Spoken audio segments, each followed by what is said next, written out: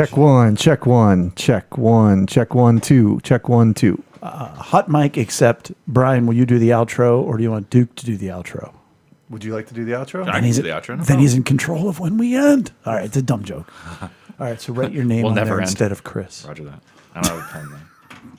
You'll figure it out. There's so many wires.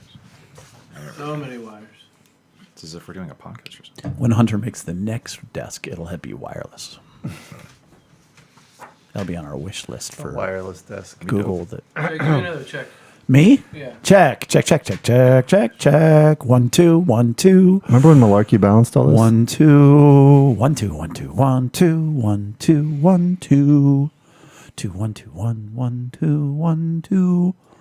I only say 1, 2 because Adam Curry said you only ever need to do 1, 2. But I don't listen to that show anymore. 3, 4, 5. So you have cut out no agenda. For now. All right, here we go. I have Duke summarize it. 5, 4, 3. Welcome, everyone, and pull up a seat at the table. It is lunchtime in Rome. Tonight's episode 179 is entitled Narcissism, Feelings versus Emotions, Part 3. What is a narcissist? Why does narcissism fly in the face of loving others? How does narcissism use feelings instead of meeting others' emotions? We're talking about that tonight at the table.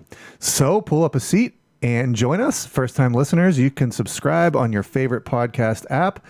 Watch us live at lunchtimeinrome.com/live or listen directly on lunchtimeinrome.com.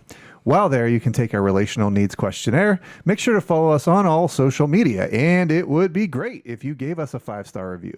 Jay, what specifically is this podcast about? Being alone is the worst. Good times aren't as good, and bad times are worse when you are all alone. Romans 12:15 says to rejoice with those who rejoice and mourn with those who mourn. That is how you keep people from being alone, and what this podcast is all about.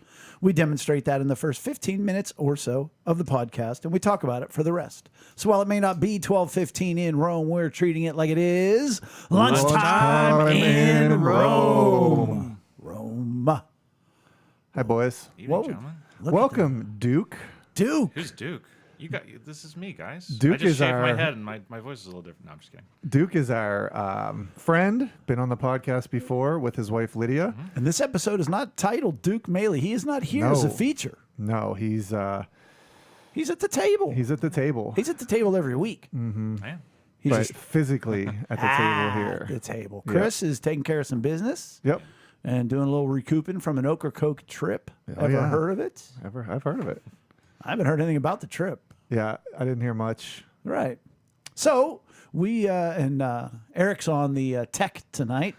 Also a little under the weather, so not really able to use his voice a whole lot. So we called up the specialist, Called an audible. the one who knows about narcissism. Yeah. When I Right. invited him, he said, "Is it because you narcissism? Need that you an need expert an witness? Somebody who knows all about that? Well, anyways, it's good to have you here, Duke. Thank you. And It's an honor to be here. what's going on with you in your life? Not much. I just want to say thank you guys for having me on. It's an honor to be on, filling in for Chris for the moment, and hope he's doing well and his family as well, and hope to see him back real soon. And to be honest, we said Duke or Lydia, but he said she was too busy. She's on Owen duty tonight. She did actually really want to be here, but we negotiated for me to be here this time. So Gotcha. Yeah, but We negotiated for me to be here. Yeah. How did that negotiation go? maybe a little bit of guilt tripping. Well, it just sounded like you were like, nope, she's on Owen duty. And then all of a sudden it's negotiated. Well, maybe next week she'll be on. Well, if you invite her, she'll absolutely be on. So Well, let's see how Chris feels. Let's see how it plays out. Oh. Disc golf. Oh. All right. Well, I was in Florida last week. Yeah, you were. We haven't done the pod recently as 6 much as we months. should. Yeah. We've missed a couple weeks, but that's life. That happens.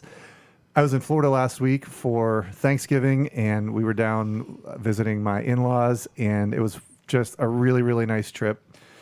The house, they moved into a new house earlier in the year, late last year. Put in a pool, just completely revamped the house, and it's amazing. I didn't know It's they put in the pool. I thought every house in Florida had a pool. No, they put it in. Said a guy who lived in Florida and didn't have a pool. That's Go just on. flooding, Jay. Oh, that's just flooding. Oh, too soon. Too soon. Sorry. But no, they put in a really nice pool, really nice lighting. They have this thing that I was really jealous of that goes over the top of the pool and it's attached to their house. It's this like aluminum screen room, but like it's you can see outside perfectly fine. Oh, yeah. Like a lot of houses down there have. Yeah, Right. Keeps the bugs out. Keeps the bugs out. But I'm looking at it like, man, like in the springtime with my pool, I get all the pods from the trees that get into my pool. And then like it's covered, the whole surface of my pool can be covered. And then towards, the beginning of fall, you start to get the leaves and stuff. So I'm just looking at this thing the whole time like, man, I could do something with this. But it was a really great trip. You still get sun though. You in still those get, things. yeah. You don't even get like waffle tan. Right. No, it's almost completely transparent. While we were down there, my father-in-law had scheduled this flat bottom riverboat ride, which was really like with the big fan in the back. Yeah. So we did that. Airboat. An airboat. Yeah. We did that. We started off in this little kind of tributary. Then we opened up into a bay where we saw pods of dolphins, like right next to our boat. Yeah. Pods of dolphins. We saw a manatee, like this manatee poked its head out of the water. They are not a beautiful creature. They're really, Jim Gaffigan has a great bit on manatees. Cows of the sea. Yeah, the sea cow. We saw a bald eagle, and our captain, our tour guide, was just really cool. His Irish Dave, and he was really Irish. I want to be Italian. And he definitely has seen some stuff. And then, so we went from the tributary to the bay, and then out into the Gulf. And like he just opened it up for like a mile out into the Gulf, and like we're just sitting there like Back to the Future or something like that. Like, whoa, this is awesome. Whole family? Everybody but Susan went. She stayed back and was Your doing- whole family then. Yeah, Yeah, that's right. awesome. It was great, and my brother-in-law was in. Hadn't seen him for a couple years, and the last time we saw him was at a funeral. So this was really nice just to be able to catch up with them, him, everybody. It went off without a hitch. There wasn't really anything unfortunate that happened that, sometimes can happen in family get-togethers. It was a really good time. And the other thing I wanted to talk about was I had recessed lighting put in my house today. Yeah. Oh. Eric and I were talking right before the show, and at mid conversation, Eric just stops. He's like, "This is such an adult conversation to have. This is such an old." He was like, "Because I got excited when you talked about recessed lighting." But man, the electricians did a great job. It's because our living room, like when it's sunny out, we have these big windows, and it's a great room. But when it's not, it's really dark, even with two different lights in there. So Even as you say that, I think I'm like, yeah, it's a dark room. it is a dark room. I'm never there in the daytime though. Yeah, I mean, even when it's cloudy in the middle of the day, it still feels dark, So we had the recessed lighting put in with a dimmer switch. So it's exactly what I was hoping for with this. Which is awesome. Yeah. Like, because so often you get something you really, really want. It's not exactly what you really, really, or it's not what you wanted. Right. So that's a double bonus. They put it out, or they spaced them out perfectly, like I wanted on the ceiling. But man, I really got the idea for the recessed lighting in there from when we went on our disc golf trip last year to Ohio. Yep. Remember that really like modern farmhouse that we got? Every room had them, and I was like, "This is great. These are great." So Berlin? No, that's where I went last year. Warren, Ohio. yeah, Warren. Lovely That was a Warren. great Airbnb. It's a great Airbnb. I really It was a liked great it. trip. Yeah, that was a good trip. So I could talk about lots more, but I think those are two pretty good things. Yeah. I'm amazed at the date. I'm so confused. I was getting out of the car today to get my hair cut, and I heard an advertisement for FanDuel or some betting app. And they were like, doubleheader Thursday night. I'm like, is it Thursday already? I'm I like, know. oh no, it's not Thursday until, but it is Wednesday. And it was November 21st. I had to look it up for something. And I just looked at it and I was like, it cannot be November 21st. I'm like, I don't know when it's supposed to be, but like maybe early September. Like I have no idea, but it doesn't feel like when it's supposed to. And even now on the other side of Thanksgiving, you're like, oh man, Christmas is like tomorrow. And then you're like, no, it's a month away still. Yeah. It'll be here in 5 seconds. Yep. But so I have no idea. Day of the week, date of the month. It's almost like back in the, COVID days when nothing mattered. You had no idea what day it was. But I did the same thing. I dropped Ethan off to school this morning, and I was like, "It's Tuesday." Nope, it's Wednesday. well, yeah, that's the whole Monday, Tuesday thing. right. Tuesday, Monday thing. And coming back from the trip, still trying to Yeah. So, that's a lot of what's like. I'm just spinning, and it's fine. It's good. Like even with the Thanksgiving we hosted, and Tommy and Jane's family were able to be at dinner, which they're not normally for Thanksgiving. So we had 22 people in our house Thanksgiving night, and then Rachel and I go away to Deep Creek the next day for 2 days, and I don't preach because Right. we were still away, which was lovely. Not preaching. Yeah. It was lovely being away and not preaching for a Sunday. So that'll be the third Sunday I missed this year, I think. Surprisingly, it went well. Usually when you're gone, Well. something flies off the handle. And this time, the worst that happened was like the baby was screaming a little bit. Oh, yeah. was it. That was what's his name? I'm such a good pastor. The new kid. Anyhow, not your child. Not mine. No, Owen has never cried. That's not true. Not at church. He's a little. I think he's done. He's been a little bit manual. squirmier lately. He's starting to be like that. But yeah, nothing like totally flew off the handle while you were gone. Here, Which was different. Was Ralph Bush there?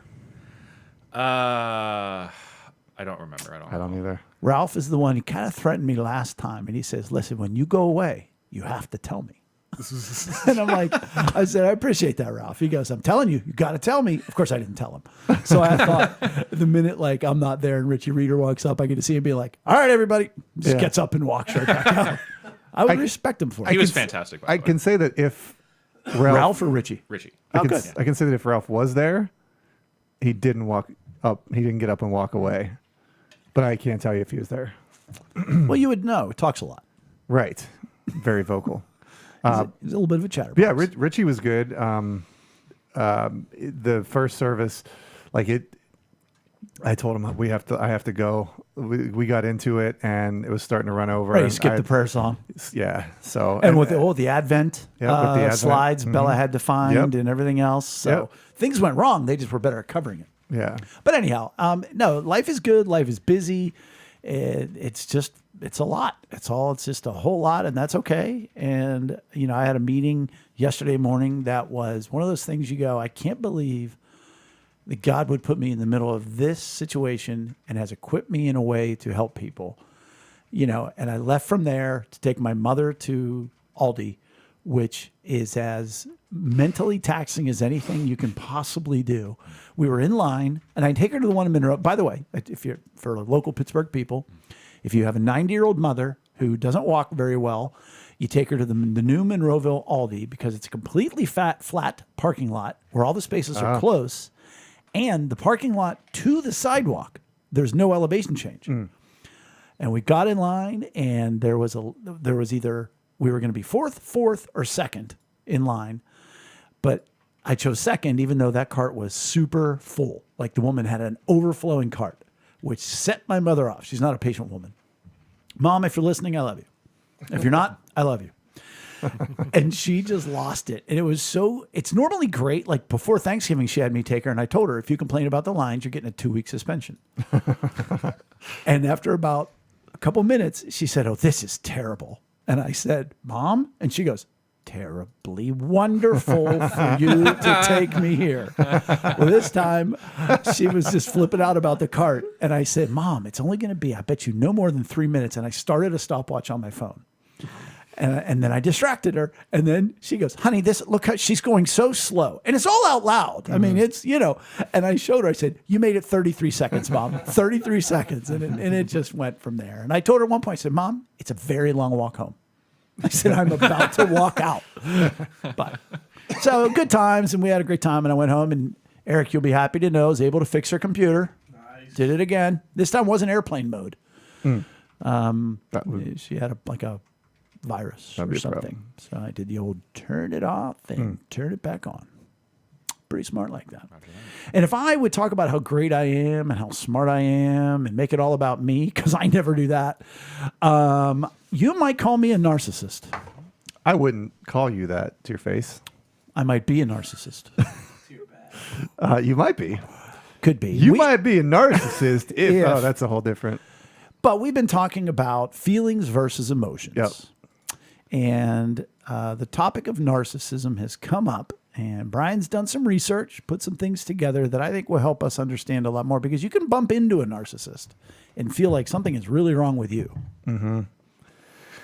Yeah, and this kind of surfaced when we were the whole vein of narcissism kind of surfaced when we started talking about people on social media and online and how people live in this feelings world where, hey, I'm going to flame this person because it's going to make me feel good, or you're going to look at the type of content that you want because it makes you feel good or bad or whatever.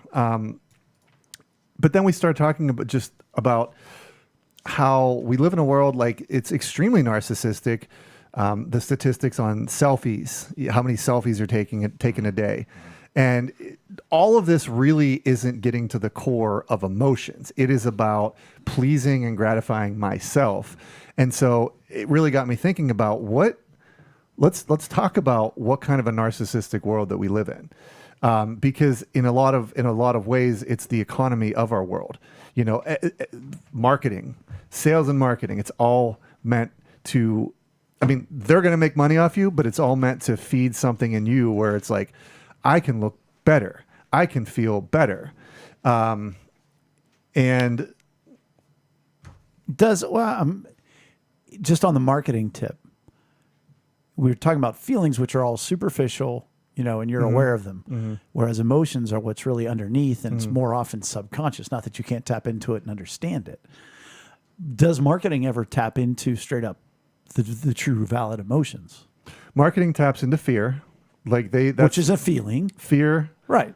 The desire for pleasure. Lust, sex. power. And so these things, and they are very good at manipulate. So they manipulate feelings, emotions. They're going to get down to your emotions, but manipulate it on a feelings level. All right. You know what I mean? Sure. They'll offer you something that goes to your emotional needs. Like for example, like they'll offer you a service or a product that says, hey, this will meet your need for attention if you want attention or belonging. Right. This will further likes. Right. They need to convince you of your need for it, and oftentimes it's people are more convinced of something on an emotional level than they are on a reason level. So. Well, it's certainly not reasoning. They never appeal to your reasoning. Not exactly. Reasoning, and more often it is emotional, but more often it's the superficial feelings. I like as you were talking, I was saying likes. What does Instagram do? What does Twitter do? Those are all little dopamine hits that are going to make you feel good about yourself, and if but for a short time, and then so you post something else so that you can get a different reaction from different people or the same people, but you just need that reaction because at the end of the day, because you're dealing in feelings, it's putting you at a deficit. May I? Yeah, please. So if we say that predominantly feelings are the result of unmet needs, unmet emotional needs, and or at times the completion of them, like, oh, I'm happy well, because my needs have been met, whatever else. Is that why marketing manipulates the feelings? Because they're never going to market to an emotion, because that would be sustaining. Right. You know what I mean? So it's the manipulation of the unmet needs. 100%. Right. Yeah, absolutely. I had a more profound thought, but it left me. That's okay, because let's talk about the definition of narcissism, the feeling of needing to love self above all others. And a lot of this came out of our podcast on loving others. Right. As you love yourself. Right. And that's, an important order to go in. Right. Right. So go on. So going back to that, if you don't have a proper love for yourself, which is what narcissism, it manifests as narcissism. So if you don't know how to properly love yourself, how are you going to go love other people? And we see that again in chat, chat rooms, in comment sections, message boards, email chains. AIM. But we see that manifestation because we don't know how to love ourselves. All we're in it for is for that dopamine hit. All we're in it for is for somebody to say, "Oh man, I wish I was on that vacation like you were," or those are the things that so many people online are addicted to because it's feeding some superficial level of need. But it's not meeting that need. And so because of that, on the flip side, I think in a lot of ways, that's why you see the hostility just ramping up over and over and over again. Because again, you're not loving yourself. How are you going to love your neighbor? So I think it's just a really fascinating fascinating and horrifying way that the world is living right now based on clicks and likes. What percentage of narcissists do you think are aware, hey, I got to take care of me. I matter. I'm number one. I matter more than anybody else. And how many think they're not that way? No idea. I love the honesty.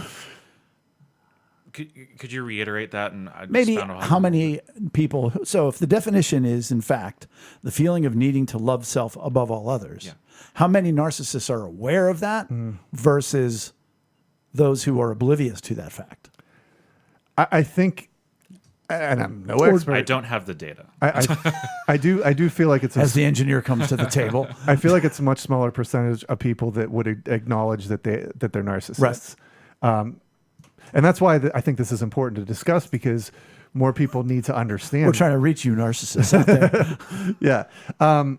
So more descriptions about narcissism. It's selfish, non-sacrificial, which I think is a very important aspect of what we're talking about.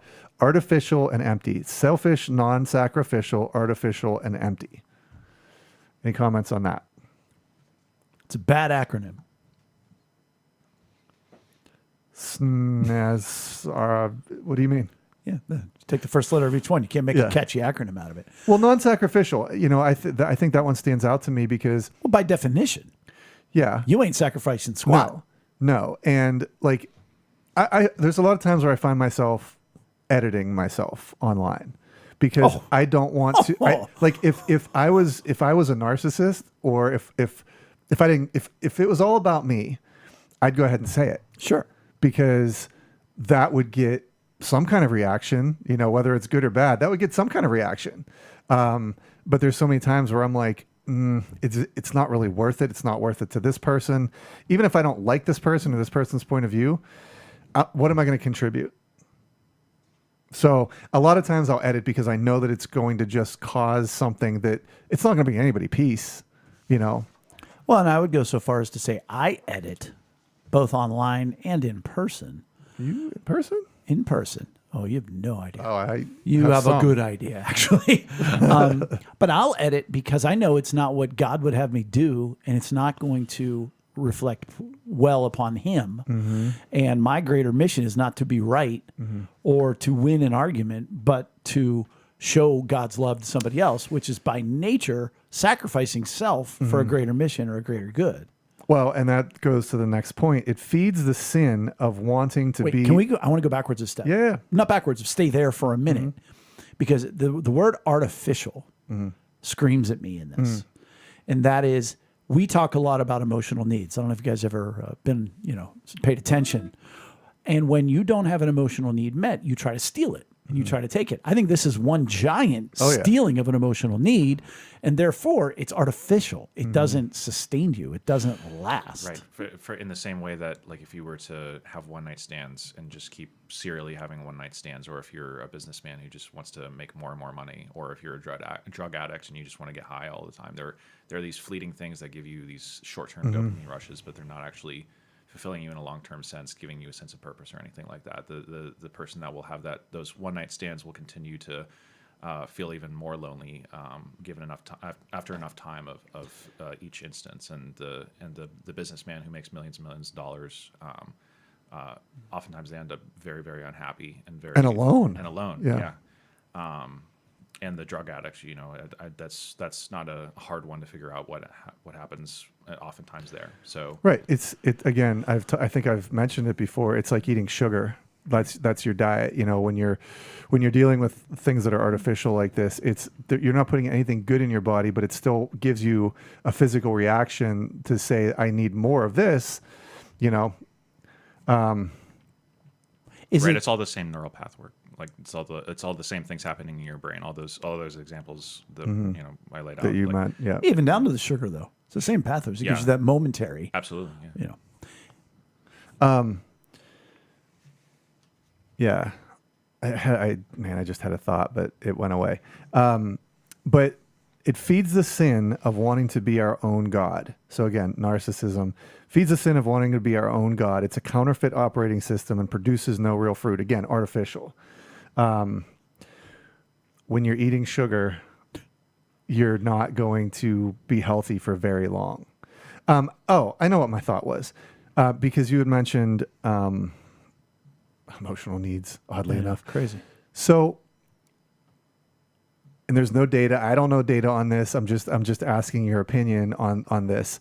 But looking at our society and the way things are right now, like the downside, there's a lot of great things out there. There's cat and dog videos. We all like to see those things. Not worth that. But what I'm coming, talking people. about is like, say Twitter or like these places where it can get really nasty really quick.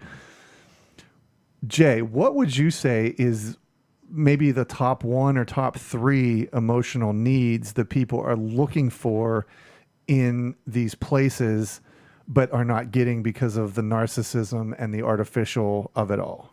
I would say attention. I would say belonging, having a sense of I matter here. I'm a part of something. And so therefore, if you look at political arguments, sports teams, social movements, for entertainment stars, whatever else, the need for belonging as much as anything else, attention.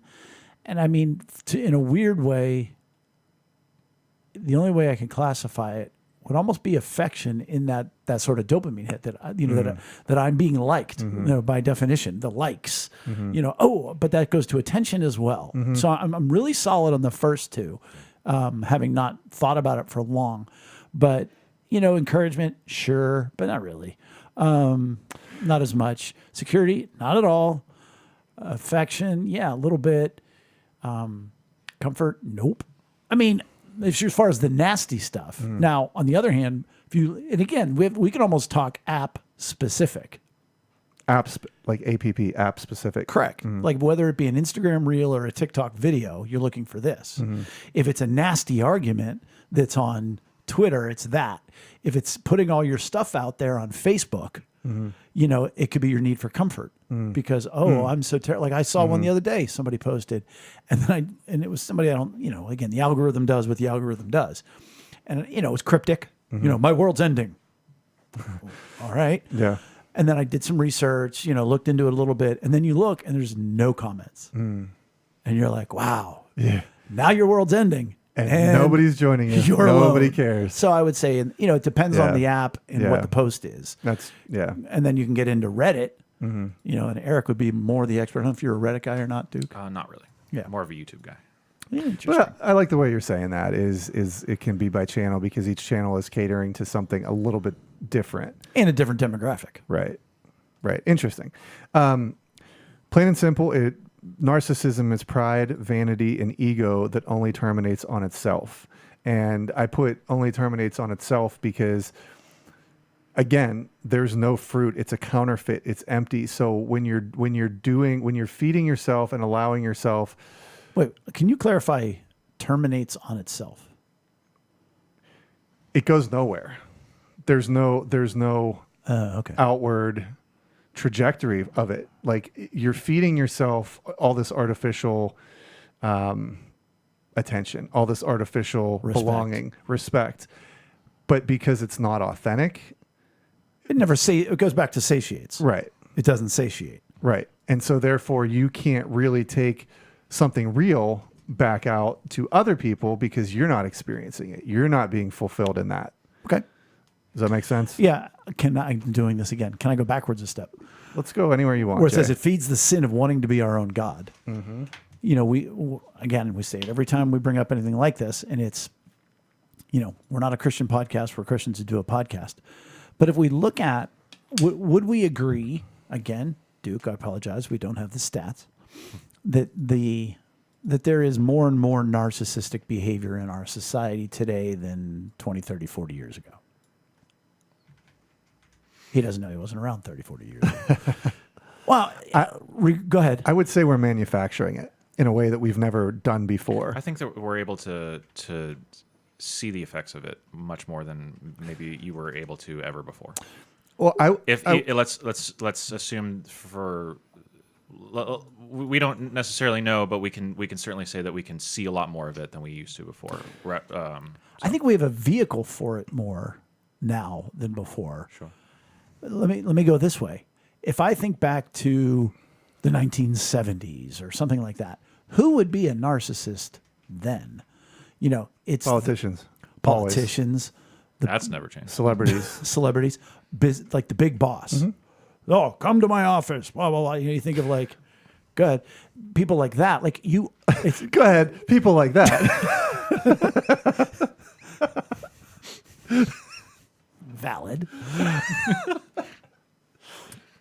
But I would say, did you have to earn your narcissism back in the day? Like now, you can have 0 followers, 0 friends, 0 anything else, and you're spouting off like you're somebody Yeah. on social media. Whereas like you'd be a lunatic if you did that 40 years ago. I would say we're going to get into 4 types of narcissism. Mm-hmm. And I do think that there were a lot of narcissists before, because some of them are, some of these 4 are fascinating how they break down, because you may not think certain traits or behaviors are narcissistic, but as we'll talk about, they are. But the other thing that I wanted to mention about, are there more narcissists now than say in the 70s? I think there's a root that you can point to that I would say yes, and that is the connection that we have. That we've lost a sense of community. We've lost looking people in the eyes. We've lost. There's so much that's artificial online, as we've been talking about, because it's so artificial. You don't care about saying that thing to that person, but would you go say that to your neighbor? Would you go say that same thing? There's no consequences. You're not shaking hands with people after a fight, looking them in the eye and going, you know what, I'm an idiot. You're there. The ability to be humbled, where back in the old days, you could be humbled very quickly.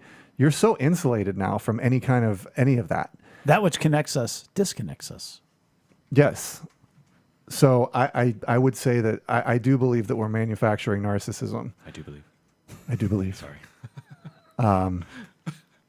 Couldn't resist. Sorry. That's okay. What are your thoughts on that? Like, I agree wholeheartedly with Sure, that. And we didn't really talk about my theorization, but that's all right because we don't have any proof of it.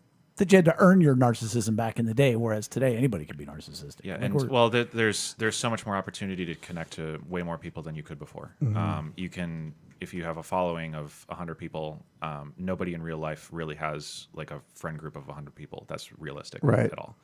But you can in a very low resolution form with minimal input, you can post a selfie and get more attention than anybody could hope to get without being some type of person of extreme importance before the internet existed. Right. Yeah. So you get that times however many people actually using these social media programs, which is everybody, and of course you're going to have a positive feedback loop of this narcissistic effect. So I absolutely agree. We are absolutely manufacturing narcissism with these social media platforms. And I think, but the thing is that we're allowing ourselves to do it. We don't recognize the things that these things are doing to us. oh no, Not at all. And I think there needs to be a little bit more on an individual basis, a little bit more introspection of like what am I actually doing when I'm on these social media platforms, and like what is it that I'm trying to accomplish, and does it actually meet with my actual like goals in life? Like what are my actual values? What are my actual goals? And you'll find that most people are like, oh, well, I haven't really thought about my values. I haven't really thought about like what I want to. my values are me. Right, exactly. That and if you were to ask somebody about it, they probably, if they were super honest, they'd say, "Well, I just want to feel better. I just want to I just want to experience pleasure. I want to experience happiness." And I think back to my question and then your second point, which I said you had to earn your narcissism back in the day, and you said there's no repercussions today. I think back in the day, if you'd walk around, espousing how great you are and how awesome you are, you'd get checked. You would. So you did have to earn it. It still wasn't right, but it's like, well, you can argue. Guy drives a Rolls Royce, whatever. You're not driving a piece of crap car and saying I'm awesome, you're like, look at your car. Like Right. but today, but you can hide could- behind your computer and all day or long. phone and do that. Yeah, Yeah, you can take a Nobody checks picture. you. You can take a picture next to a Lamborghini in a random parking lot, Right, and just right. pretend like you have it. You know what I mean? And people would believe you. He said as if someone had done that. I've only done it once. I met him, but both are ridiculous. I have a Lamborghini, Jay. I'm Just never sorry. drive it. No way Well- saying he doesn't. And you touched on something that we've been talking about as a thread, both in this series, the past two, and then our Love Your Neighbor as Yourself. It comes down to intentionality, and there are so many people blissfully unaware of their narcissism, of their inability to love themselves, of their inability. So it does. I mean, that you hit the nail on the head with that. But how do you get people intentional about becoming even slightly more self-aware to, these things that aren't healthy? So that might be a different. Does that pod- apply to all four types of narcissism? In fact, what are the four types of narcissism? Yeah. So 4 types of narcissism. The grandiose narcissist. Is that person proud that they have the most grandiose kind? Yes. Go ahead. The classic representation of the narcissist, for example, dresses better than everyone, arrogant, lacking empathy, egotistical, attention-seeking, validation-seeking. The entire world revolves around this person all the time. So that's when you, like, I would say for most people, when you think of a narcissist, that's the one that you go to, right? It's funny, as I read that, I think to myself, like, what it is it's like a complete dearth of emotional needs Yeah. being met. Yep.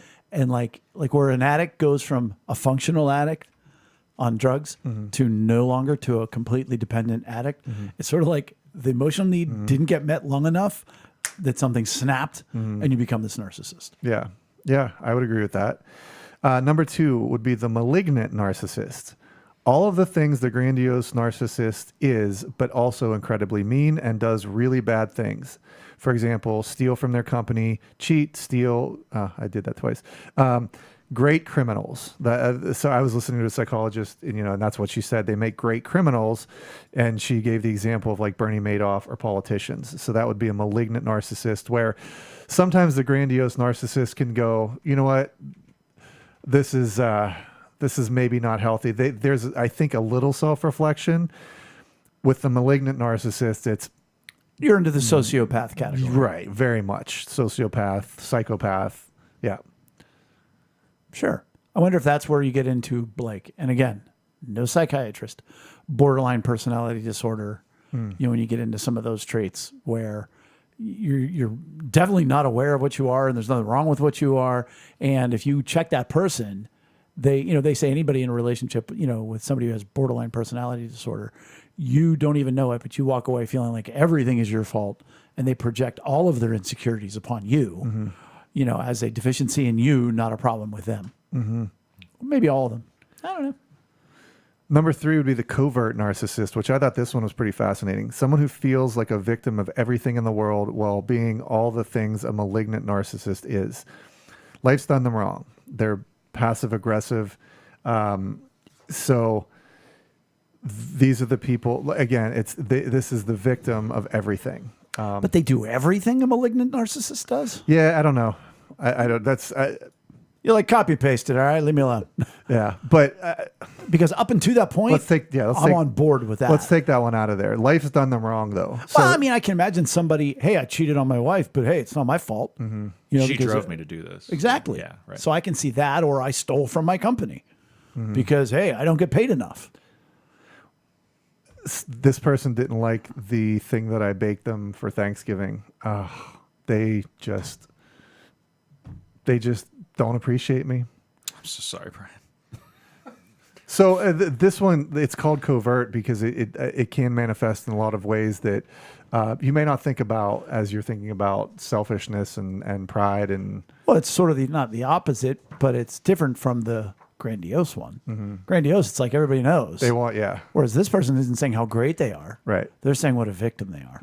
So I think if you're going to put How covert poor everyone is. narcissist, Sorry, go yeah. ahead. And that's, I mean, that is so prevalent. Everybody's a victim nowadays. Like the victim mentality, it's it's really crippling. It cripples the potential that you have, Yeah. and people feed that. Like, you're supposed to be a victim. You're supposed to be an oppressed group. It's a form of social credit. Well, that's Yeah. that's the next one. But it ties into that. I remember listening to somebody talk about how they had somebody like this in their life, and they prepped another friend to join them for drinks one night. And so they made this guy keep coming up with more and more ridiculous stories, because every time it's just the worst day today. You know, my car broke down, and the person that was like this was like, oh man, my car got stolen. And it ended up like with him being like, my family was slashed and murdered and burned and, you know, everything else. And the guy's like, man, I wish I had a family, but it's just, no matter what, he kept upping one more. Yeah. And it was just, Well, that would, but I do find it, I find it fascinating, like when we're talking about the economy of the world that we live in, especially online, in our media, in our politics. You have to be a victim, and in order to feel some sense of meaning and belonging, which again, it goes back to the emotional needs not being met. So I find that one fascinating, because to me it's everywhere. And Yeah, it's also a way to attribute unearned moral superiority to yourself. You know and the key word being unearned. It's a low investment, low input way of saying I'm better than you, because you don't have the competence to put yourself above somebody else in the hierarchy, as it were, then the competitive field of reality. Exactly. Then you feel like your only recourse is to tear somebody down in order for you to advance. Yeah. But that also does tie into the fourth one, because you've mentioned things like, you said social credit. So the communal narcissist they're prone to saying, look at me. Hey, I give to charity. I'm at this event. I'm doing this good thing. And they don't really go to do the thing. they do the right thing for the wrong reason.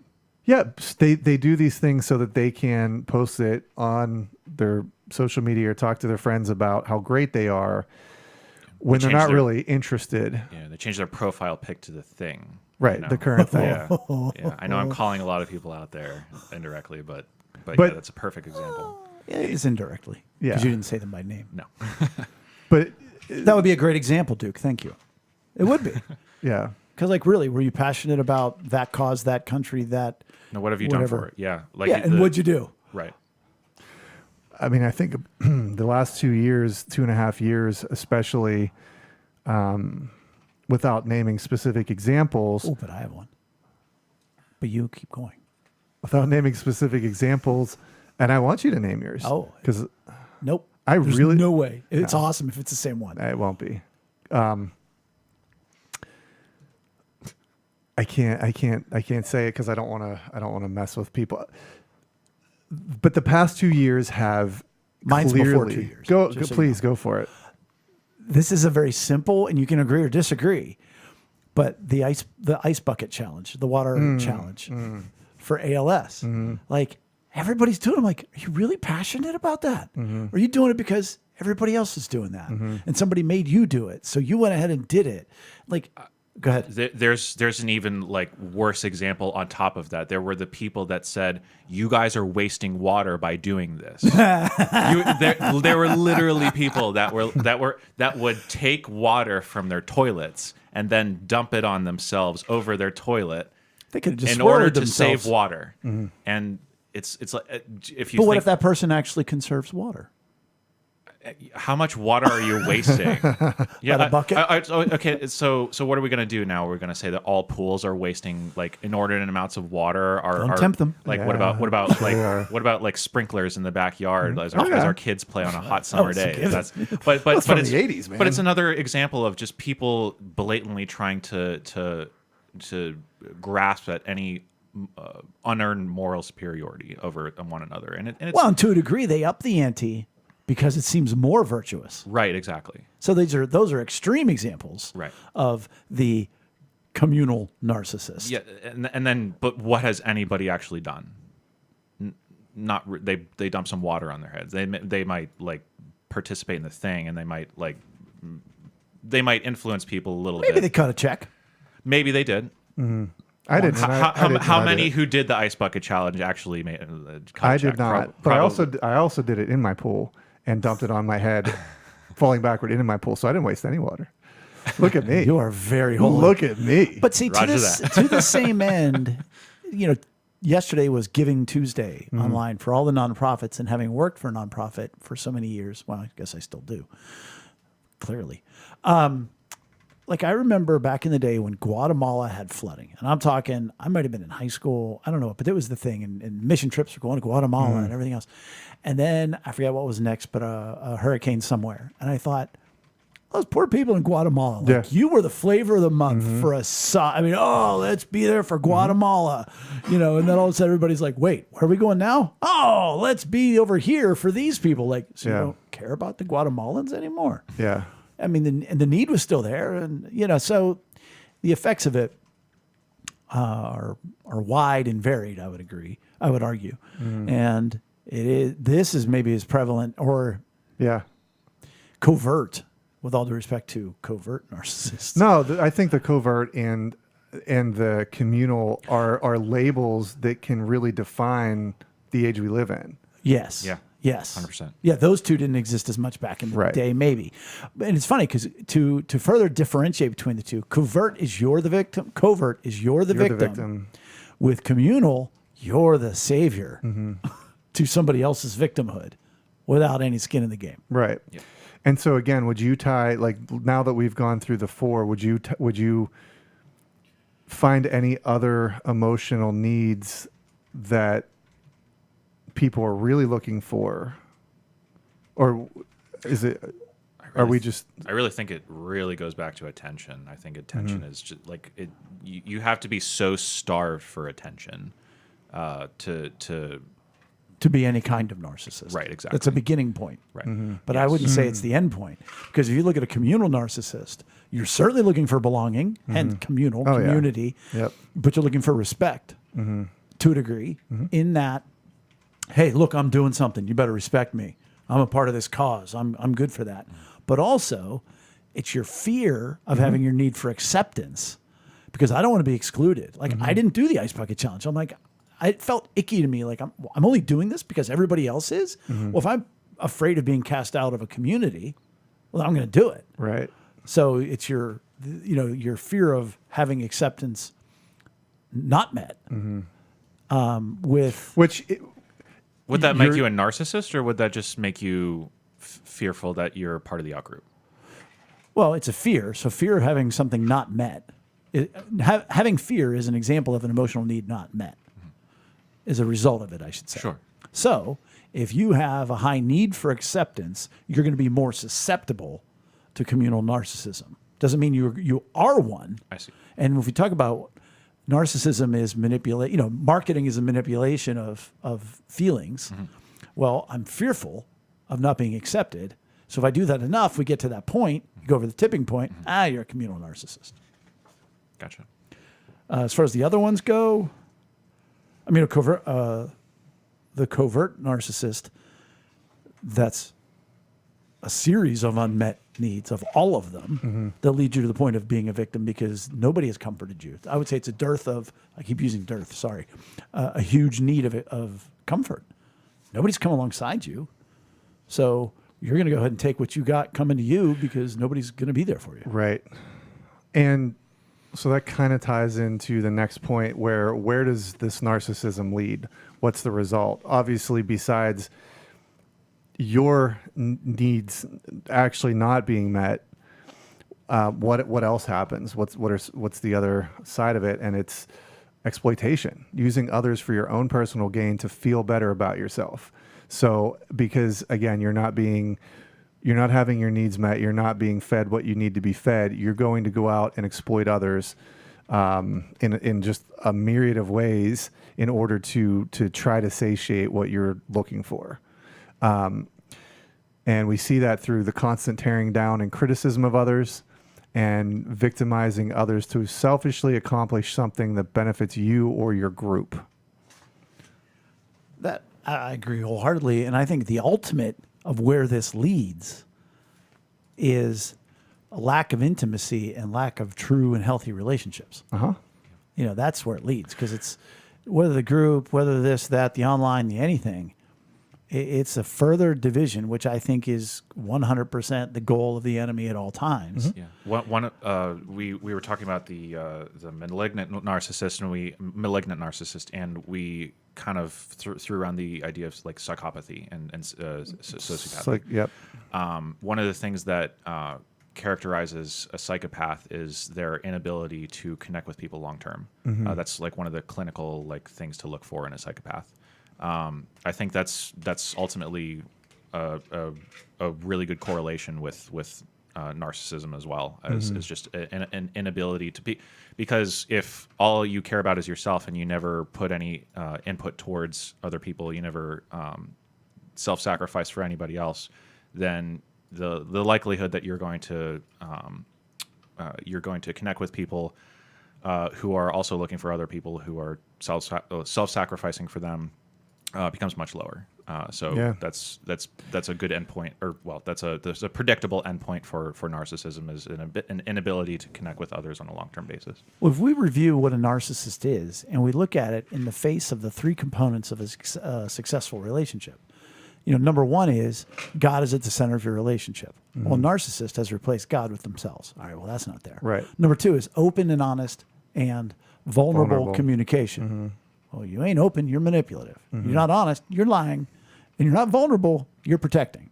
All right, well, that's not there. Right. And then number three is mutual giving. Well, it's a one-way street. Yep. So by definition, there's going to be no good relationship with somebody who has developed narcissistic patterns and behaviors out of the result of unmet emotional needs.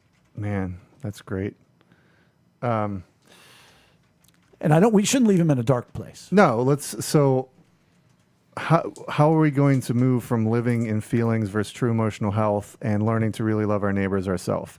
So again, we mentioned it earlier. You need to become self-aware of your thoughts and actions. Ask yourself, is this a feeling, or am I seeing through the lens of true emotional intelligence?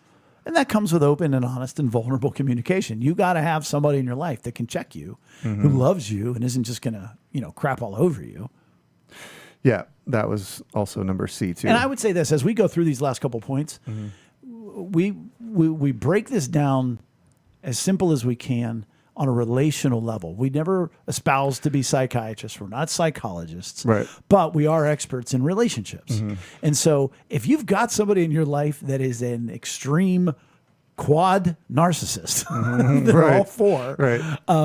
These ain't going to work for you per se. Right. This is to help make yourself not become one, right, and help survive maybe somebody that's in your life that way. Yeah. Professional help would be encouraged at all times. You can also complete the emotional needs questionnaire on our website, lunchtimeinrome.com, to get a better understanding of yourself, as Jay was just saying, and your own personal needs. If you don't know what your needs are, you're going to be manipulated by your feelings. Where are you going to start? Yep. I mean, that I would love to. If you don't know what your needs are, you're going to be manipulated by your feelings. That's what I'm saying. We need a t-shirt. God, I want to make t-shirts so bad. Anybody want to make t-shirts for us? Anybody. If you don't know what your needs are, you'll be manipulated by your feelings. That might be one of the best things that's come out of this podcast. 179 episodes in. And Brian just now. It took Duke getting here. That's right. You're welcome, Third gentlemen. time. Second time. Third time? Second time. Second time. Yeah, Second time. Yeah. Really only 1.5, because you're over here with me. Nobody even came back? No, we were on once. Yeah. Another way to move from feelings to true emotional health and learning to love your neighbor as yourself. Practice at every opportunity. Practice mastering feelings versus emotions, and go back and listen to the previous episodes that we talked about, all of that. In your own life, learn to embrace your emotions and let them guide you like a compass. So live in emotions, not feelings. When you skipped surrounding yourself with you had said that when we were talking about the first one. Right, but I would like to emphasize that. Okay. Because people go, oh yeah, good luck. Yeah. And what we've talked about so many times on this podcast, here at the table, is you got to be that for others to become that. Right. Like, I mean, I am amazed at how this is a foreign language to anybody that I sit down with. And so you've got to be that before you can surround yourself with that. So at least surround yourself with self-aware people. Yeah. And people that'll be honest with you. Yeah, and that's a good point. I mean, it kind of ties into a larger philosophy that I have about life, but being something allows you to, number one, it's authentic. You are that. And if you are that, it attracts that which people are going to, it's going to gravitate towards you. And you're also going to be able to recognize it in others to be able to help attract that to you. But so you, like the whole be, do, have, I don't know if you guys have ever heard that. Is that a minion thing? Be, do, have. No, it's a personal development thing. But like it starts with becoming which you want to attract or to be around, and Be the change you want to see in the world. yeah. But I think that's why we're doing this. That's why we do this podcast, is so that you can go from your head to your soul, and then as you become more aware and better in your life, take that out into the world and be a leader. I was just saying that. Even if you think you're a novice, you're probably more in tune with this reality than 90% of the people you come across. Show them these principles and actions, which is kind of what we just said. I agree. Ah, all right. Well, I guess Rookies. that's the episode. So That's the brick wall at the end of this episode, all right. everybody. Smooth and crisp. so that Yeah. is this episode 179. Yeah, It is. Okay. That's it for episode 179. Make sure to give us a like or a follow on social media and visit us at lunchtimeinrome.com. While there, take our relational needs questionnaire. Thanks for joining us at the table for Lunchtime in Rome. Bye-bye. Bye. Bye.